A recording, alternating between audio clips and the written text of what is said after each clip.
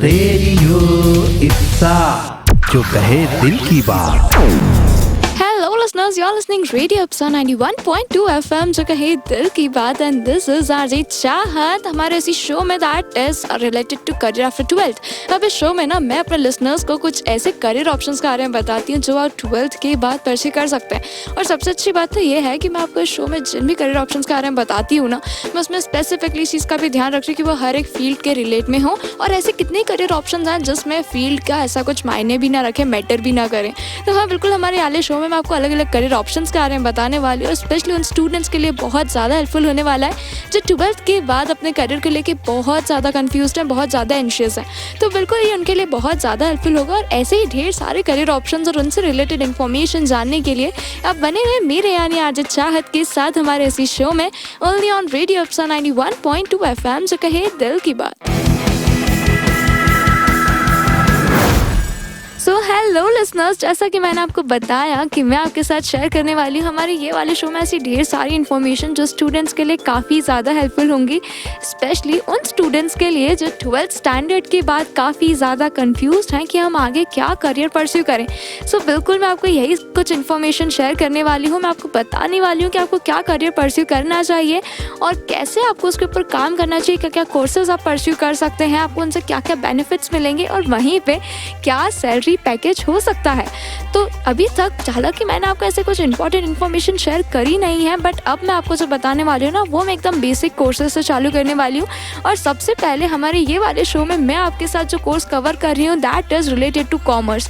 तो हालांकि कॉमर्स के अंदर ऑलरेडी बहुत ढेर सारे कोर्सेज होते हैं, तो पहले मैंने जो कोर्सेज है ना उनको बांट दिया है अपने लिसनर्स के साथ शेयर करने के लिए। मैंने उनको ऐसे 6 पार्ट्स में बांटा है, तो मैं आपको बार बार उन्हीं कुछ पार्ट्स के बारे में बताने वाली हूँ। हालांकि मैं आपको एक टाइम पर 2 ही पार्ट्स के बारे में बताऊंगी और वही जानने के लिए आप बने रहिए मेरे यानी आरजे चाहत के साथ, क्योंकि सबसे पहले मैं आपको बताने वाली हूँ फाइनेंसिंग और बैंकिंग से रिलेटेड जो कोर्सेज हैं उनके बारे में। और वहीं पे मैं आपके साथ BAF के बारे में भी कुछ इन्फॉर्मेशन शेयर करने वाली हूँ। अगर मेरे लिसनर्स नहीं जानते हैं तो मैं बता दूँ कि BAF होता है bachelors in finance and accounting, जो काफ़ी ज़्यादा इंटरेस्टिंग डिग्री है और ये आपके लिए काफ़ी ज़्यादा हेल्पफुल हो सकती है। तो हाँ, बिल्कुल मैं आपको इन्हीं कुछ चीज़ों के बारे में बताने वाली हूँ। अगर मैं यहाँ पे फाइनेंस की बात करूँ तो मैं आपको ये बता दूँ कि आपको फाइनेंस और बैंकिंग में आपका जो सैलरी पैकेज है ना वो 4 लाख से 15 लाख पर एनम तक जा सकता है, जो काफ़ी ज़्यादा अच्छा सैलरी पैकेज होता है। वहीं पे अगर मैं आपको इसके अंडर फील्ड्स के बारे में बताऊँ तो इसमें जो सबसे पहली फील्ड मेरे माइंड में आती है वो है कॉर्पोरेट फाइनेंस। अब कॉर्पोरेट फाइनेंस होता क्या है, तो मैं आपको सबसे पहले बता दूं कि जो कॉर्पोरेट फाइनेंस है ना वो एक्चुअली अपना मेनली कंसर्न रखता है बिजनेस के जो फंड रिलेटेड ऑपरेशंस होते हैं ना उससे। बिकॉज हर एक बिजनेस का सबसे बड़ा मोटिव यही होता है कि कम कॉस्ट में हम ज़्यादा से ज़्यादा प्रॉफिट अचीव करें और वही चीज़ यहाँ पर हम कर सकते हैं। बिकॉज अगर हम कॉर्पोरेट फाइनेंस की यहाँ पे पढ़ाई कर रहे हैं तो हमको यहाँ पर ये वाले बेनिफिट्स मिलते हैं। पर क्या आपको ये पता है कि जो कॉर्पोरेट फाइनेंस है वो बहुत ही ज़्यादा डिवाइडेड है, मतलब 3 सब सेक्शंस में डिवाइडेड है, जिसमें कैपिटल बजटिंग, कैपिटल स्ट्रक्चर और वर्किंग कैपिटल मैनेजमेंट के बारे में सीखते हैं। अब ये 3 चीज़ें क्या होती है, तो कैपिटल बजटिंग जो होती है ना उसका एक्चुअल मोटिव होता है कि हम हर एक चीज़ का बजट बना के रखें, कहाँ पर हमारे क्या एक्सपेंसेस हो रहे हैं, क्या इन्वेस्टमेंट हो रहा है, उससे क्या प्रॉफिट गेन हो रहा है। और एक कैपिटल स्ट्रक्चर जो होता है ना, जब एक बिजनेस को स्टार्ट करते हैं तो उसमें जो पैसे लगते हैं या जो उसका कैपिटल स्ट्रक्चर क्रिएट किया जाता है उसके काम में आता है। वहीं पर अगर मैं वर्किंग कैपिटल मैनेजमेंट पर बात करूँ तो बिजनेस के रेगुलर एक्टिविटीज़ में जो पैसे लग रहे हैं उसका इसके अंडर ध्यान रखा जाता है। टॉकिंग अबाउट कि ये जो हम सब्जेक्ट के बारे में बात कर रहे हैं कॉर्पोरेट फाइनेंसिंग के बारे में, तो इसमें आपको थ्योरी में क्या क्या पढ़ने को मिलेगा, तो इसमें आपको planning, raising, investment, monitoring of finance और ऐसे ही ढेर सारे टॉपिक्स के ऊपर सीखने को मिलता है। कंपनी के जो मेन ऑब्जेक्टिव्स होते हैं, जो फीचर्स होते हैं, फाइनेंशियल ऑब्जेक्टिव्स होते हैं, वो जानने का मौका मिलता है। और उसी के साथ मैं आपको शेयर कर दूँ कि इनकी मिनिमम सैलरी कितनी होती है। सो इनकी minimum salary 5 lakh rupees per annum तक जाती है और जो काफ़ी ज़्यादा अच्छा अमाउंट माना जा सकता है। Because actually you have to study a very less for this, but ऐसा भी कुछ नहीं है। बिकॉज यहाँ पर आपको जो मेन डिग्री चाहिए है वो है BAF। तो जैसा कि मैंने आपको पहले बताया था कि bachelors in finance and accounting ये जो डिग्री है ये काफ़ी ज़्यादा हेल्पफुल है और यही डिग्री आपकी इस कोर्स में भी काम आएगी। अगर मैं नेक्स्ट कोर्स के बारे में आपको बताऊँ so that is financial analysis, तो यहाँ पे वापस से क्वेश्चन खड़ा होता है कि यार ये कोर्स होता क्या है और इसमें हमको क्या क्या सीखने को मिलेगा। तो तो बिल्कुल अब मैं आपके साथ वही शेयर करने वाली हूँ। तो एक्चुअली जो फाइनेंशियल एनालिस्ट होते हैं ना, इनको चार्टेड फाइनेंशियल एनालिस्ट भी कहा जाता है। CFA की पोस्ट इनको जो है वो दी जाती है और इनका एक्चुअल काम होता है बैंक्स में जो पेंशन फंड्स के ऊपर ध्यान रखते हैं, या इंश्योरेंस कंपनीज़ में होता है, या दूसरी भी और भी बिजनेसेस होते हैं जो आफ्टर एजेड इंश्योरेंस और पेंशन रिलेटेड चीज़ों का ध्यान रखते हैं। तो फाइनेंशियल एनालिस्ट ना एक्चुअली एक बिजनेस को गाइड करते हैं या तो फिर एक इंडिविजुअल को गाइड करते हैं कुछ ऐसे डिसीजंस लेने में जो उनके बिजनेस में जो भी मनी एक्सपेंड हो रहा है ना उसके पर ध्यान रखने के लिए। तो हाँ, बिल्कुल यही कुछ काम होता है फाइनेंशियल एनालिस्ट का। बट मैं आपको ये भी बता दूं कि फाइनेंशियल एनालिस्ट में आपको एंटर होने के लिए, CFA बनने के लिए आपको 3 स्किल्स का ध्यान रखना है। और वो 3 स्किल्स क्या क्या हैं, तो उसमें आपको कुछ कुछ चीज़ों को जो स्पेशली ध्यान रखना है वो है कि आपकी जो क्वांटिटेटिव स्किल्स होती है ना वो बहुत ज़्यादा एक्सपर्ट होनी चाहिए, बहुत ज़्यादा प्रॉपर होना चाहिए। वहीं पे आपको इस चीज़ का भी ध्यान रखना है कि आपके अंदर जो भी प्रॉब्लम सॉल्विंग एबिलिटीज़ है ना, आपको उसका भी बहुत ज़्यादा अच्छे से बाकायदा ध्यान रखना है।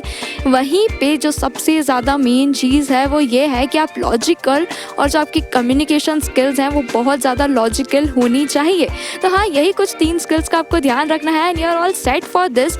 इसके लिए अगर मैं आपको ये बताऊँ कि आपको कोर्सेज क्या क्या करने हैं, तो आपको कॉमर्स की फील्ड में कुछ बेसिक डिग्रीज लेना है। चाहे आप BBA कर सकते हैं, BCom कर सकते हैं, जो काफ़ी ज़्यादा बेसिक डिग्री होती है।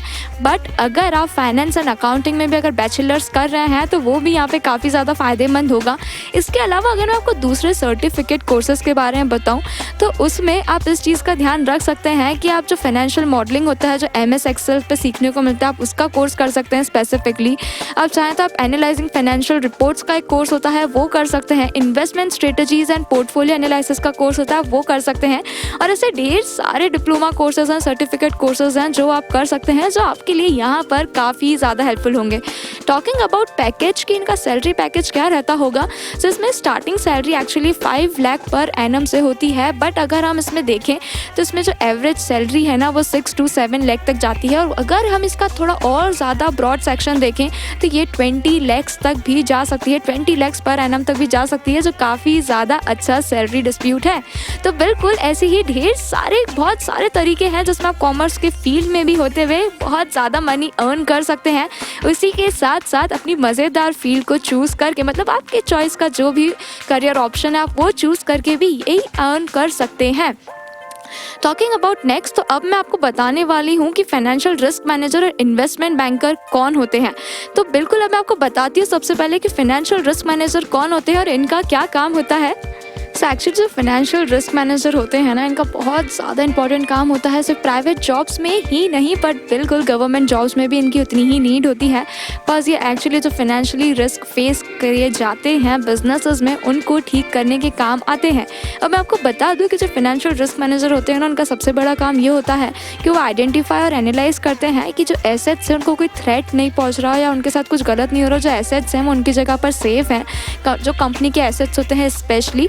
और वहीं पे जो कंपनी की अर्निंग कैपेसिटी है वो एकदम कांस्टेंट चलती रहे, ऊपर नीचे नहीं होना चाहिए। ऑब्वियसली सक्सेस सबको काउंट करना है, प्रॉफिट सबको काउंट करना है, तो फाइनेंशियल रिस्क मैनेजर इसका ही स्पेशली ध्यान रखते हैं। बट अगर मैं आपको बताऊं कि जो फाइनेंशियल रिस्क मैनेजर होते हैं इनकी क्या पोस्ट होती है और इसके लिए क्या क्या एलिजिबिलिटी होती है, तो एक्चुअली फाइनेंशियल रिस्क मैनेजर को हम FRM के नाम से भी जानते हैं, जो कि इसका शॉर्ट फॉर्म है। और ये बात तो हम सब ने सुनी होगी कि FRM is really a huge post. तो हाँ, बिल्कुल यही पोस्ट इसमें अचीव होती है, पर इसकी एलिजिबिलिटी का आपको ये ध्यान रखना है कि इसके लिए आपको एंट्रेंस एग्ज़ाम क्लियर करनी होती है। FRM की एक एंट्रेंस एग्ज़ाम होती है जिसमें जो कोर्सेज हैं वो काफ़ी ज़्यादा टफ होते हैं।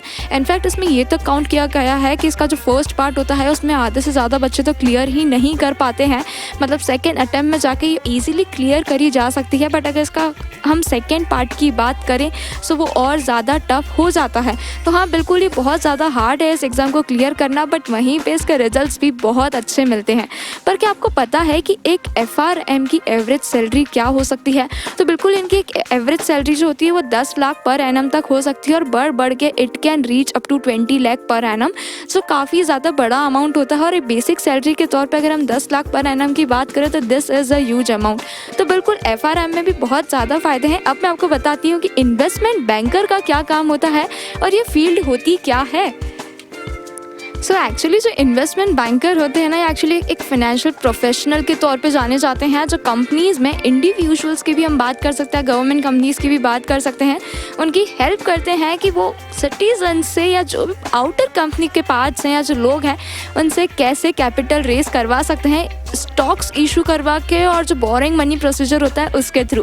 तो हाँ, बिल्कुल जो इन्वेस्टमेंट बैंकर का काम है वो बहुत ज़्यादा इंटरेस्टिंग होता है, बिकॉज वही ये चीज़ डिसाइड करते हैं कि एक कंपनी में कितने बोरोवर्स हम अटेन कर सकते हैं, क्या क्या स्टॉक्स हम ला सकते हैं, निकाल सकते हैं, और वही सब चीज़ें एक्चुअली कंपनी का कैपिटल डिसाइड करती है।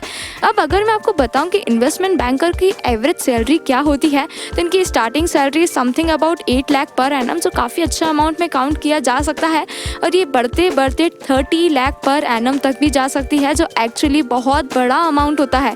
वहीं पे अगर मैं इस चीज़ की बात करूं कि ये जो सैलरी है ये आप किस हद तक कैसे अचीव कर सकते हैं, तो इसके लिए आपको ज़्यादा कुछ नहीं करना है। आपको ऑब्वियसली जो बेसिक डिग्रीज़ हैं वो आपको यहाँ पे अचीव करना है। यहाँ पर आप बीकॉम कर सकते हैं फाइनेंस में, अगर आप चाहें तो आप बीए मतलब bachelors of arts in finance and economics कर सकते हैं।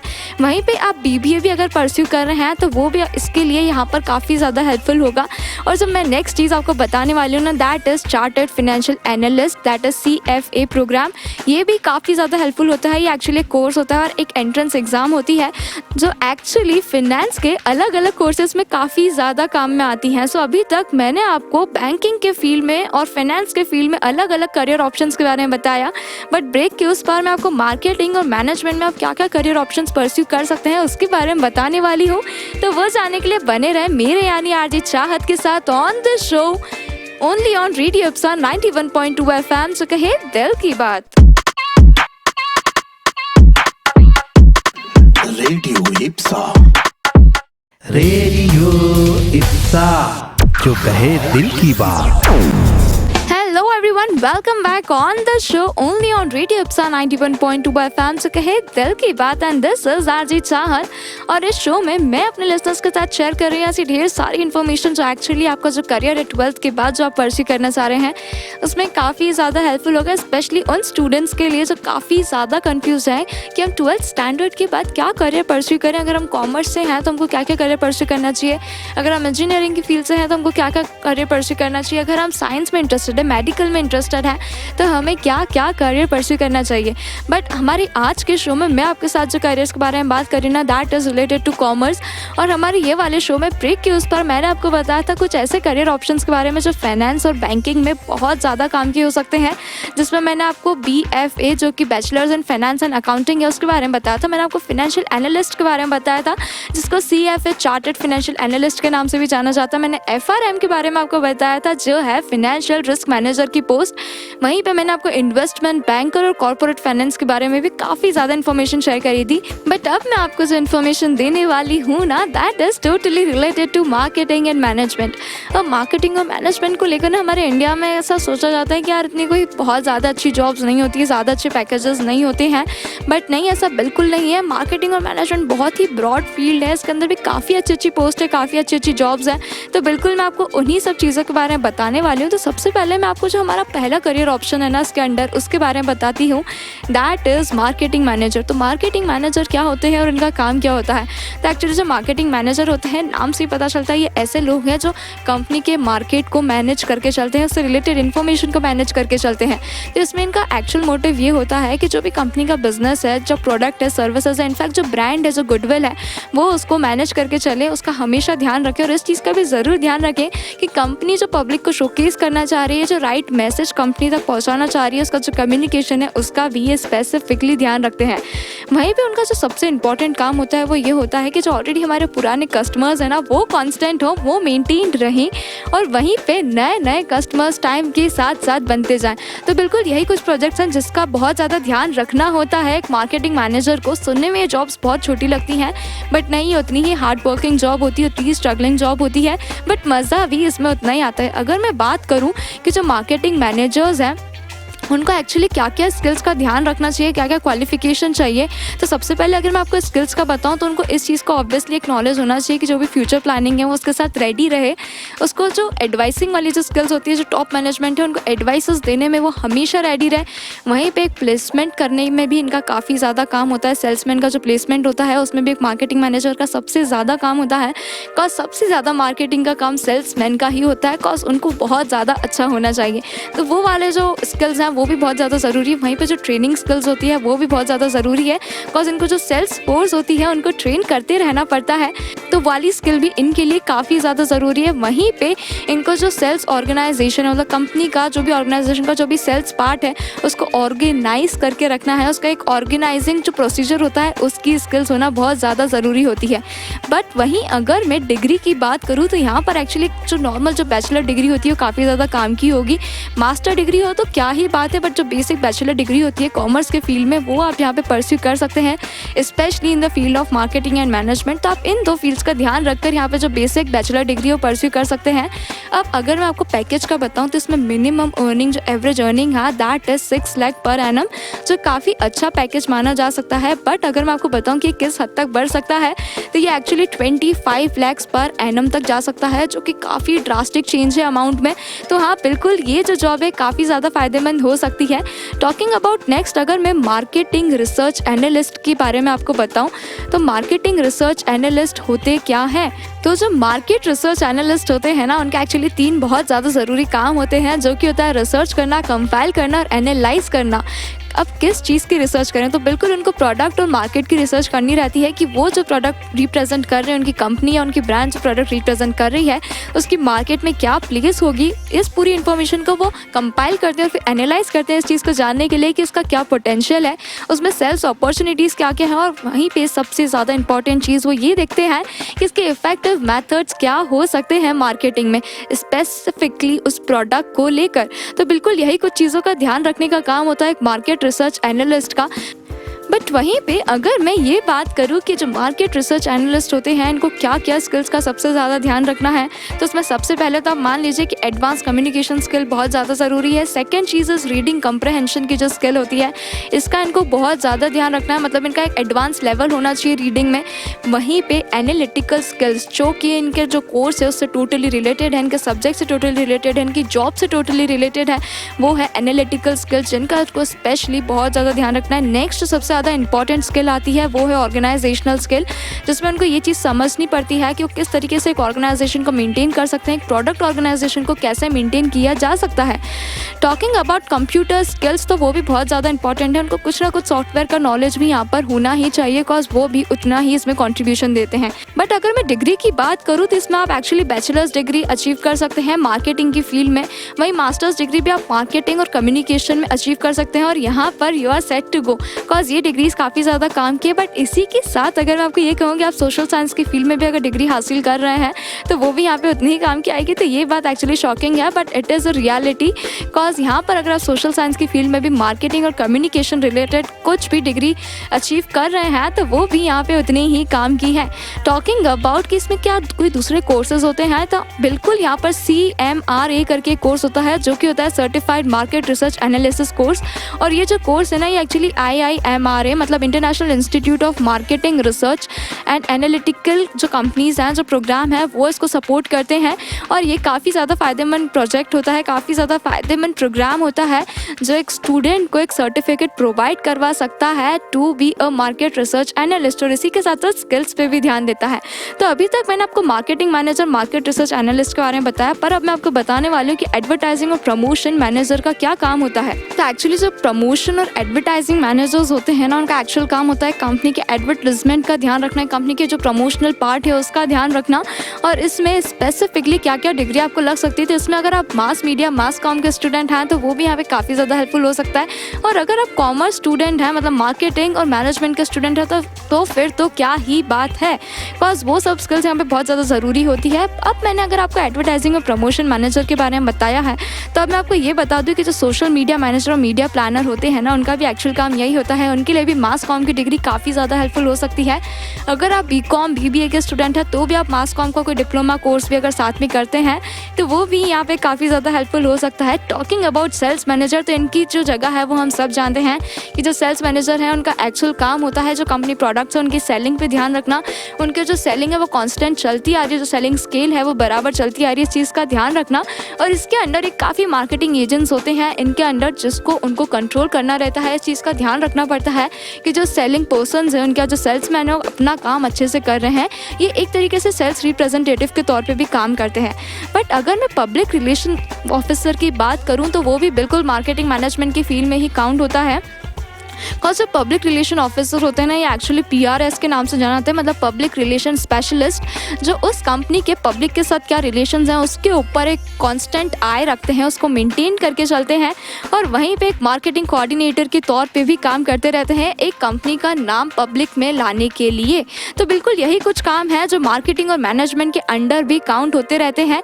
और अभी तक मैंने आपको कॉमर्स में फाइनेंस और बैंकिंग और मार्केटिंग और मैनेजमेंट के बारे में काफ़ी कुछ बता दिया है। बट ब्रेक के उस पर आपको कॉमर्स की और भी दूसरे फील्ड्स के बारे में बताऊंगी, उसके करियर ऑप्शंस के बारे में बताऊंगी। तो वो जानने के लिए बने रहे मेरे यानी आरजे चाहत के साथ हमारे इस शो में only on radio Ipsa 91.2 FM। जो कहे दिल की बात।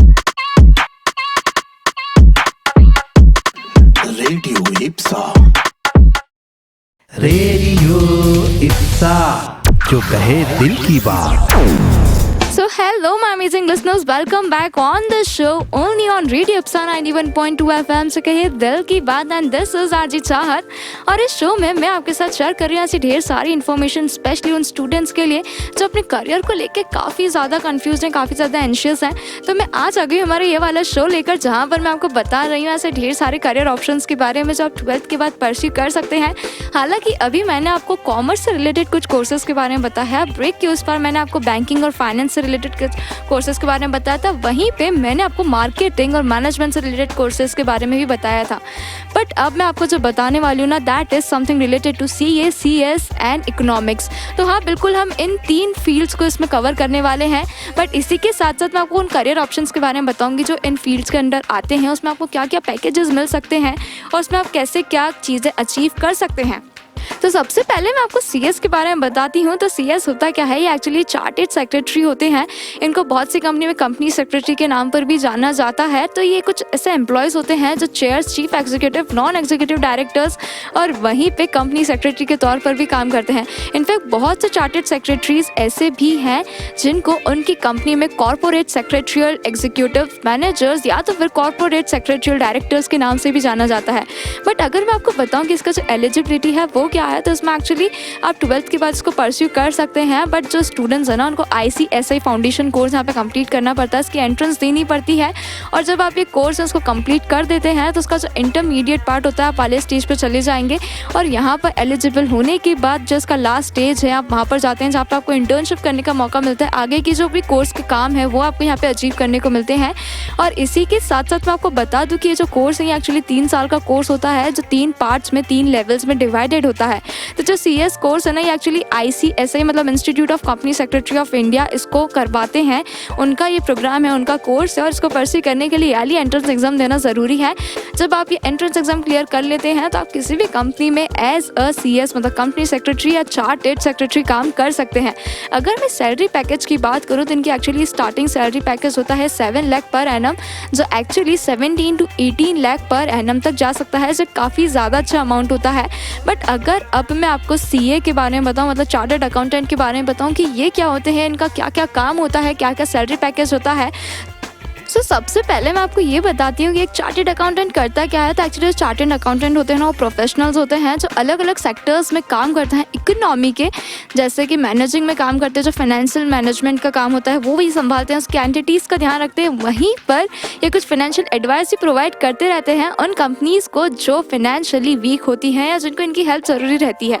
वहीं पर मनी मैनेजमेंट का भी स्पेशली ध्यान रखते हैं। अगर मैं ये बात करूँ कि चार्टेड अकाउंटेंट मतलब CA अचीव करने के लिए, पोस्ट अचीव करने के लिए आपको आपको क्या करना है, तो इसमें एक्चुअली जो क्वालिफिकेशन है ना, दैट इज़ जस्ट 10+2 क्वालिफिकेशन, मतलब 12 तक का अगर आपने पढ़ा है तो आप क्वालिफाइड है। बट इसी के साथ जो सबसे ज़्यादा इंपॉर्टेंट और बहुत ज़्यादा ज़रूरी क्वालिफिकेशन है, दैट इज़ कि आपको ICAI से जो एग्ज़ाम होती है वो क्लियर करनी पड़ती है। और ICAI क्या है, तो ये institute of chartered accountants of India है, जिसमें 3 लेवल होते हैं। और ये जो एग्ज़ाम का कोर्स होता है ना, 5 साल लंबा हो सकता है। तो बिल्कुल आप जैसे कि एग्ज़ाम क्लियर करते हैं और रेडी टू गो, आप यहाँ CA बन चुके हैं। इसमें आपको कुछ इंटर्नशिप्स करने को मिलेंगी, जिसको भी आपको प्रॉपरली करना पड़ता है। उसमें भी आपके जो रिजल्ट्स हैं वो काउंट होते हैं। और इसी के साथ अगर मैं सैलरी पैकेज की बात करूँ, तो एक चार्टर्ड अकाउंटेंट की सैलरी एक्चुअली काफ़ी ज़्यादा होती है, बिकॉज इनकी स्टार्टिंग सैलरी जो 10 लाख से चालू होती है, कभी कभार 8 लाख से भी चालू होती है, बट एवरेज सैलरी इनकी 10 लाख पर एनम तक जाती है। और वहीं पे ये सैलरी बढ़कर 20 लाख पर एनम तक भी जा सकती है। तो इससे ये पता चलता है कि CA भी काफ़ी ज़्यादा इंटरेस्टिंग जॉब है। टॉकिंग अबाउट इकोनॉमिक्स, तो इकोनॉमिक्स में किस टाइप की जॉब्स प्रोवाइड की जाती है, अगर मैं आपको उसके बारे में बताऊँ कि इकोनॉमिक्स में और क्या क्या करियर ऑप्शंस हैं, तो बिल्कुल अब मैं आपके साथ वही शेयर करने वाली हूँ कि इकोनॉमिक्स में आपको और क्या क्या करियर ऑप्शंस मिल सकते हैं। तो अगर आप इकोनॉमिक्स में करियर अपना जो है वो आगे परस्यू करने वाले हैं ना, तो इसके अंदर आपको ढेर सारे करियर ऑप्शंस मिलते हैं। आप एक फाइनेंशियल इकोनॉमिस्ट के तौर पे काम कर सकते हैं, FRA मतलब फाइनेंशियल रिस्क एनालिसिस्ट के तौर पे काम कर सकते हैं, इक्विटी एनालिसिस्ट के तौर पे काम कर सकते हैं, प्रोफेशनल इकोनॉमिस्ट और कॉस्ट अकाउंटेंट के तौर पे भी काम कर सकते हैं। वहीं पे जो सबसे इंटरेस्टिंग जॉब अपॉर्चुनिटी है ना, that is economic researcher. But वहीं पर जो ये अपॉर्चुनिटीज़ है आपको कहाँ अवेलेबल हो सकती है, तो बिल्कुल आप कुछ ऐसा गवर्नमेंट ऑर्गेनाइजेशन जैसे RBI that is reserve bank of India, उसमें एज एन इकोनॉमिस्ट आप जॉब कर सकते हैं। नीति आयोग में प्लानिंग ऑर्गेनाइजेशन के साथ काम कर सकते हैं। नेशनल सर्वे सैंपल में भी आप इसमें ज्वाइन कर सकते हैं। वहीं पे जो PSU बैंक्स होते हैं, फॉरेन बैंक्स होते हैं, प्राइवेट बैंक्स होते हैं, आप उनमें भी एज अ इकोनॉमिस्ट काम कर सकते हैं। वहीं पे जैसा मैंने आपको पहले बताया था कि फाइनेंशियल रिस्क एनालिसिस्ट अपॉर्चुनिटीज़ आपके पास हैं, तो बिल्कुल आप इन्हीं कुछ स्किल्स, इन्हीं कुछ अपॉर्चुनिटीज़ को लेकर भी यहाँ पर आगे काम कर सकते हैं। टॉकिंग अबाउट कि जो इकोनॉमिस्ट होते हैं उनको क्या क्या स्किल्स, क्या क्या डिग्री की ज़रूरत हो सकती है, तो बिल्कुल आपको कॉमर्स की फील्ड में कुछ डिग्रीज़ का ध्यान रखना है, कुछ स्किल्स का ध्यान रखना है। और वो जो डिग्रीज़ है वो बेसिक डिग्रीज़ होंगे जो आप इकोनॉमिक्स में अचीव कर सकते हैं। आप चाहे तो आप BCom विद ऑनर्स कर सकते हैं, जिसमें आपको इकोनॉमिक्स के बारे में बहुत कुछ पढ़ने को मिलेगा। अगर आप BA के स्टूडेंट हैं तो आप उसमें भी इकोनॉमिक्स का स्पेसिफिकली ध्यान रख सकते हैं। बट इसके लिए आपको स्किल्स क्या क्या चाहिए, तो इसमें एक्चुअली आपको एक सॉलिड मैथमेटिकल एप्टीट्यूड स्किल की ज़रूरत रहेगी कि जो भी एसेंशियल कंसेप्ट है ना, आप उनको ईजिली ग्रास्प कर लें, इजीली कैच करें। वहीं पे आपको थोड़ा इंटरेस्ट होना चाहिए कि जो कॉम्प्लेक्स सिस्टम्स होते हैं, इकोनॉमिक सिस्टम्स होते हैं, जो इंटरलिंक्ड होते हैं, उसको समझने में आपको काफ़ी ज़्यादा इंटरेस्ट आना चाहिए। उसको समझने में जो उसके अंडरस्टैंडिंग एबिलिटीज़ होती है वो आपके अंदर काफ़ी हद तक अच्छी होनी चाहिए। वहीं पर जो सबसे ज़्यादा एसेंशियल स्किल्स में जो काउंट होता है, दैट इज़ क्यूरियोसिटी। अगर आप हमेशा क्यूरियस है ना कुछ नया जानने के लिए, इकोनॉमिक सब्जेक्ट को लेकर अगर आप बहुत ज़्यादा क्यूरियस है, तो वो यहाँ पर बहुत ज़्यादा इंपॉर्टेंट है, बिकॉज इकोनॉमिक्स में काफ़ी नए नए रूल्स आते जाते रहते हैं। अगर मैं बात करूँ स्टैटिस्टिक्स की, तो बिल्कुल आपकी जो स्टैटिस्टिक्स एबिलिटीज़ हैं वो भी काफ़ी ज़्यादा शार्प होनी चाहिए। इनफैक्ट आपको इंटरपर्सनल स्किल और टीम वर्क पर भी बराबर अच्छे से काम करना चाहिए। वहीं पे लॉजिकल और क्रिटिकल थिंकिंग स्किल्स होती है ना, उस पर भी आपको बहुत ही अच्छे से हार्ड वर्किंग वे में काम करते रहना चाहिए। आपको ये चीज़ ट्राई करनी चाहिए कि आप ज़्यादातर मोटिवेटेड रहते हैं। टॉकिंग अबाउट कोर्सेज अगेन कि आप ये कैसे अचीव कर सकते हैं, तो जैसा मैंने आपको पहले कहा कि इसमें जो BCom BA की डिग्रीज होती है आप वो अचीव कर सकते हैं।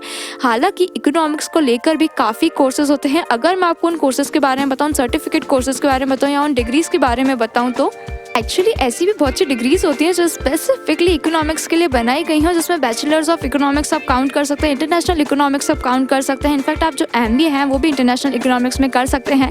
डेवलपमेंट इकोनॉमिक्स को भी इसमें काउंट किया जा सकता है, मैथमेटिकल इकोनॉमिक्स और वहीं पे बिहेवियरल इकोनॉमिक्स भी इसमें काउंट होते हैं।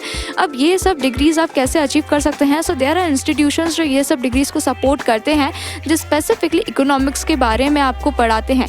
बट आप इसमें पढ़ेंगे क्या, तो इसमें एक्चुअली आप micro economics analysis, applied business statistics, principles of business finance and accounting के बारे में पढ़ते हैं। वहीं पे ऑर्गेनाइजेशनल बिहेवियर एंड डेवलपमेंट के बारे में भी आपको यहाँ सीखने को मिलता है, इंडस्ट्रियल इकोनॉमिक्स के बारे में सीखने को मिलता है, और मैक्रो इकोनॉमिक्स एनालिसिस और पॉलिसी के बारे में भी सीखने को मिलता है। ये तो हुआ इकोनॉमिक रिलेटेड बात, बट इसी के अंदर आपको लीगल एनवायरनमेंट और बिजनेस के बारे में भी सीखने को मिलता है। वहीं पे प्रोजेक्ट अप्रेजल और इम्पैक्ट एनालिसिस के बारे में भी सीखने को मिलता है, सिर्फ इकोनॉमिक्स के कोर्सेज में ही। तो बिल्कुल ये बहुत ज़्यादा फायदेमंद कोर्स है। और इसी के साथ साथ अगर मैं सैलरी पैकेज की बात करूँ तो उसमें आपकी जो स्टार्टिंग सैलरी होती है that is 7 lakh per annum, जो आगे जाके बढ़ सकती है 20 लाख पर एनम तक, 20 से 25 लाख पर एनम तक ये जो सैलरी है ये बढ़ सकती है। और जो एवरेज सैलरी है वो भी मिनिमम 7 लाख पर एनम होती है। तो बिल्कुल ये भी बहुत अच्छा करियर ऑप्शन है अगर आप परस्यू करना चाहें। तो जो लोग ये कहते हैं ना कि commerce is not a great career, तो बिल्कुल यहाँ पर मैं उनकी बात को थोड़ा टालती हूँ, बिकॉज कॉमर्स में भी काफ़ी ज़्यादा अच्छे करियर ऑप्शंस हैं। और हमारे आज के शो में मैंने आपको उन्हीं कुछ करियर ऑप्शंस के बारे में बताया है। हालांकि हमारे अगले शो में मैं आपको इंजीनियरिंग से रिलेटेड जो करियर ऑप्शंस हैं उनके बारे में बताने वाली हूँ। तो वो जानने के लिए आप बने रहे मेरे यानी आरजे चाहत के साथ only on radio Ipsa 91.2 FM। सो कहे दिल की बात। रेडियो इप्सा।